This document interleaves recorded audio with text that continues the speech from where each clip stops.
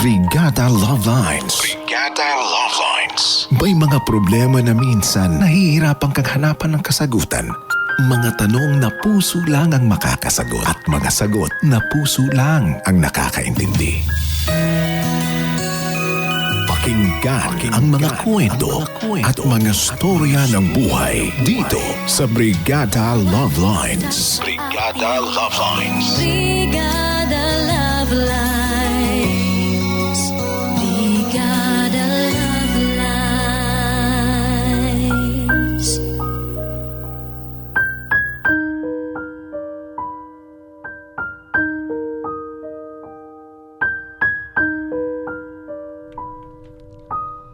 Dear Brigada Love Lines, sabi nila hindi raw talaga tayo ang pumipili kung sino yung tao nating mamahalin. Hindi raw tayo ang nagdedesisyon kung kanino titibok ang ating mga puso. Kaya kung may pagkakataon na nagugulat tayo at napapatanong na bakit siya?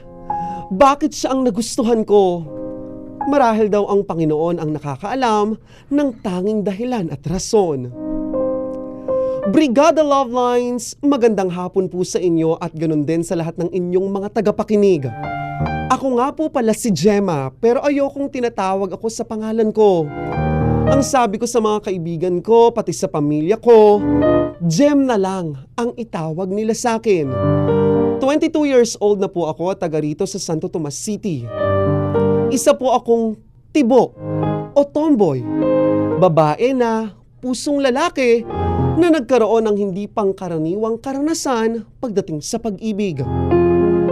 17 years old po ako nung una akong magkaroon ng girlfriend. Para lang mga lalaki, niligawan ko siya at maswerte naman ako dahil naging kami. Pero tumagal lamang po ng 2 taon ang relasyon namin at nakipaghiwalay siya sa akin.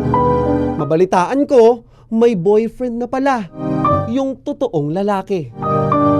Simula noon, Brigada Love Lines, hindi na ulit ako naniligaw sa mga babae. Siguro saka na lang kapag handa na ulit ang puso ko.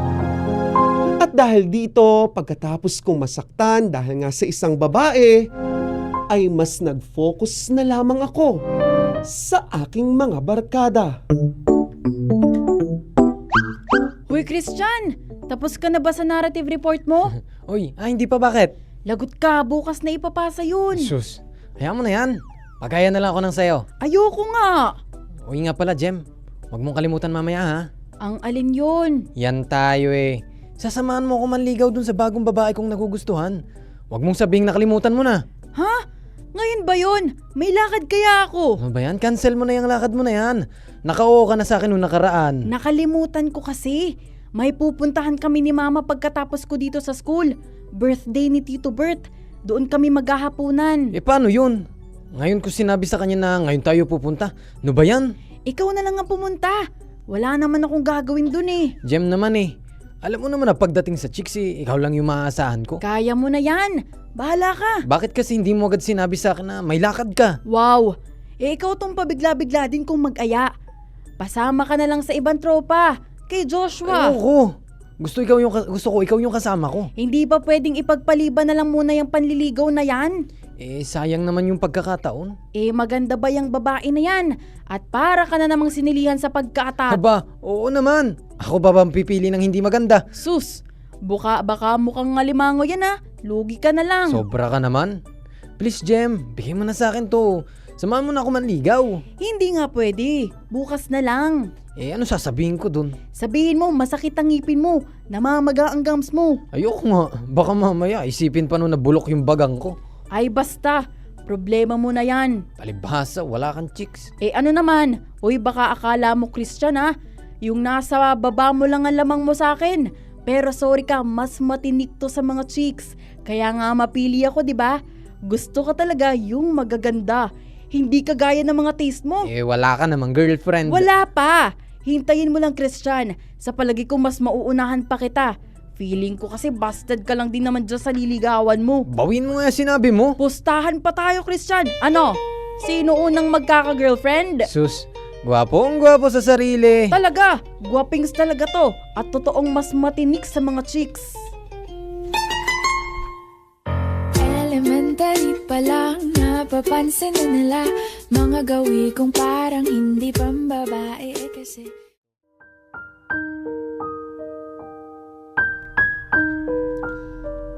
Sa pagpapatuloy, Brigada Love Lines, matagal ko na pong kaibigan si Christian. Ang totoo nga niyan, 4 kaming magbabarkada. Ako, si Christian, si Joshua at si Bon. Pero sa kanilang lahat ay pinaka-close ko si Christian. Mga bata pa lang din kasi kami ay magkaibigan na kaming dalawa. At bahagi nga po ng pagiging magkaibigan namin ang palagi ko siyang damayan kapag broken-hearted siya sa mga babae. Napakabait ko rin kaibigan sa kanya na kahit anong request niya, kahit pa ayaw ko sa una, ay ako rin yung lalambot. Kagaya ng pagsama ko sa kanya sa mga panliligaw niya, makikipagtalo pa ako sa una. Pero sa dulo naman, sasamahan ko rin siya. Aaminin ko, Brigada Love Lines, nagiging malambot ako pagdating kay Christian. At hindi ko rin po alam kung bakit ganon. Huy, Jem! Bakit ngayon ka lang umuwi? Alas 11 na ng gabi ah. Tanod ka? Hindi ko po kasi napansin ang oras eh. Saan ka nga galing? Kanina pang alas 3 ng hapon natapos ang klase mo ah. Kina Christian po. Ay, kina Christian na naman. Sinamahan ko po maglaro at manligaw. Hindi ba pwedeng sa weekend na lang gawin yan? Hindi yung this oras ng gabi ay uuwi ka? Ngayong araw daw po kasi siya malungkot eh. Nakaschedule ang pagiging malungkot. Maliligo na po ako. Huy, Jem, bago ka maligo, lumapit ka nga muna dito. Bakit po, ma? Ano ba talagang plano mo dyan sa pagkakaibigan ninyo ni Christian, ha? Po? Lahat na lang ng ginagawa mo para sa kanya. Hindi na nga ata best friend ang turing mo sa kanya eh. Para ka na niyang yaya. Grabe naman si mama. Tinutulungan ko lang naman po si Christian. Broken-hearted siya ngayon. Ayaw ko rin namang maramdaman niya ang lungkot. Bakit ba palagi na lang heartbroken o broken-hearted yan si Christian? Palagi pong busted eh. Tapos ano, ikaw ang takbuhan niya kapag broken-hearted siya? Sabihin mo nga, mag-aral na lang muna siya. Malapit na kayo magtapos. Opo, ma. Ikaw, paano ka naman? Paano ako?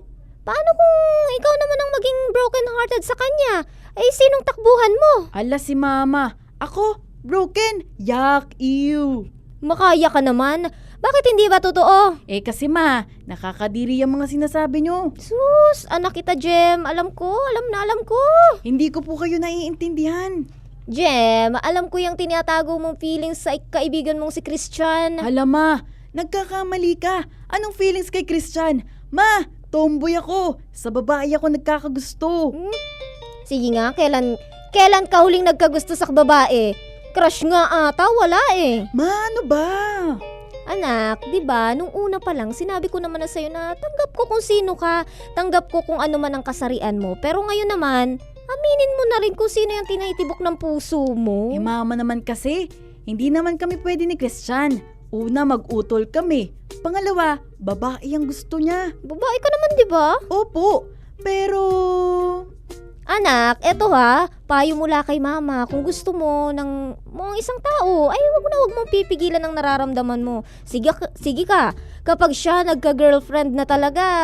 Okay lang po. Sigurado ka ba? Huwag kang iiyak sa akin ha. At saka, isipin mo anak, baka kaya laging busted si Christian ng mga babaeng nililigawan niya ay dahil ikaw ang para sa kanya. Ma, ayoko marinig yan. Ayoko.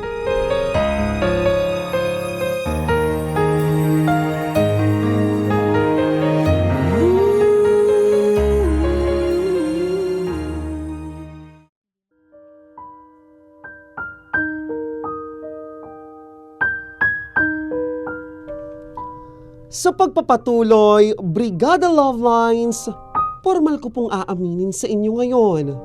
I'm in love with Christian. Ang kagaya kong tomboy sa hindi ko malamang dahilan ay mahal ang kaibigan niyang lalaki. Paano nga ba yun nangyari? Pero una pa lang din po ay wala akong balak aminin sa kanya na gusto ko siya. Pagtatawanan niya lang ako kapag umamin ako. Bukod doon, mapapahiya lang ako. Uy, Jem! Nakita mo yung bago niyong kapitbahay? Yung babaeng maganda? Oo, si Tanya. O bakit? Tulungan mo naman ako manligaw dun. Ito na naman tayo, Christian eh. Wag na si Tanya. Bakit, ha? Gusto mo rin siya, no? Hindi no. Hindi kagaya ni Tanya ang mga tipo ko. Sige na, Jem. Tulungan mo na ako. Okay lang ba sa'yo na maarte? Uy, balita ako maarte raw yun. Okay lang. Kung kasing ganda ba naman ni Tanya. Wow, nagbago na palang taste mo sa babae. Ganon talaga, Jem. Basta, tulungan mo na ako. Sige na, please.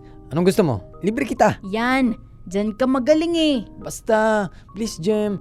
Feeling ko, siya na talaga yung babaeng para sa akin. Alam mo yung tipong parang madali lang siyang pasayahin. Ay, Tanya, akin ka na lang. Adik sa babae, hindi naman siya magugustuhan. Kaya nga, ilakad mo ko eh. Basta, Jem, malaking tiwala ko sa'yo. Ikaw nang bahala, ha? O siya, sige. Last na pagtulong ko na to sa'yo ha. Pag busted pa rin, bahala ka na sa susunod. Yun! Thank you, Jem. The best ka talaga.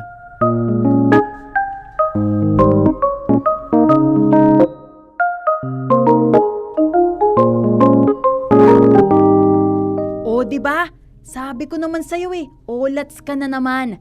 Ano pa bang magagawa natin? May boyfriend na pala si Tanya. Ano ba yan? Pero sa tingin mo, kung wala siyang boyfriend, pwede ko siyang ligawan, no? Alam mo Christian, wag mo nang paasahin ang sarili mo. Ba't kasi parang ayaw talaga ng tadhana na magka-girlfriend ako? Lagi na lang busted. Maglaylo ka kaya muna. Wag ka muna maghanap ng liligawan. Tumigil ka muna sa mga chicks na yan. Wow! Nagsalita ang akala mo hindi sabik sa mga babae. Hindi talaga. Pero sa tingin mo, Jem, what if tayo na lang kayang dalawa? Baliw! Madiri ka nga sa sinasabi mo, Christian. Malay mo naman, di ba? Ma-fall ka sa akin. Malay mo. Yun, magbalik loob ka na. Uy, hindi no. Teka nga, never ba talaga na nagkagusto ko sa babae, sa lalaki? Uy, hindi. Yak, kadiri. We, baka mamaya karash mo na ako ha. Hindi mo lang sinasabi ha. May chance ka nang aminin. Christian, tumigil ka nga. Ay, pikon. Ikaw kasi eh. Kung ano-anong sinasabi at iniisip mo. Tumigil ka na sabi. Oh, ito na. Oo na, joke lang. Alam ko naman na sa babae ka pa rin nagkakagusto eh. Oo talaga. Kaya humanda ka. Kasi ang mga nililigawan mo, liligawan ko rin. At sorry ka na lang kung ako ang sasagutin nila. Sus! Sige na nga. Bye na, Jem. Ginabi na naman tayo. Lagot ka na naman sa mama mo. O siya, mag-ingat ka. Bye, Jem. Pag-isipan mo ha. Malay mo. Tayo talaga.